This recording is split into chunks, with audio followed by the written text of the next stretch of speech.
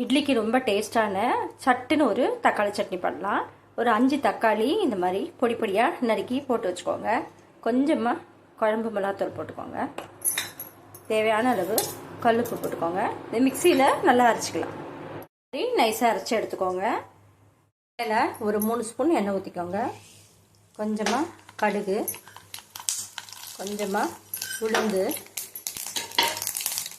இஞ்சி கொஞ்சமாக துருவினது, ஒரு 3 பச்சை மிளகாய் நீட்டாக நறுக்கினது, ஒரே ஒரு காஞ்ச மிளகாய், கொஞ்சமாக கருவேப்பிலை நல்லா வதக்கி விட்டுக்கோங்க.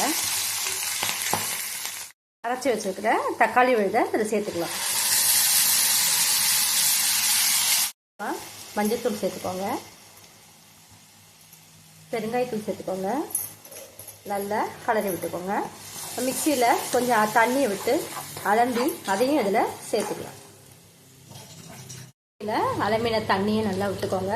பச்சை வாசனை போகிற வரைக்கும் நல்லா கொதிக்கட்டும். மேலே கொத்தமல்லியை தூவி இறக்கிடலாம். 10 நிமிஷத்தில் தக்காளி தொக்கு இட்லிக்கு ரெடி. ரொம்ப டேஸ்ட்டாக இருக்கும். நீங்களும் இதே மாதிரியே செஞ்சு பாருங்கள்.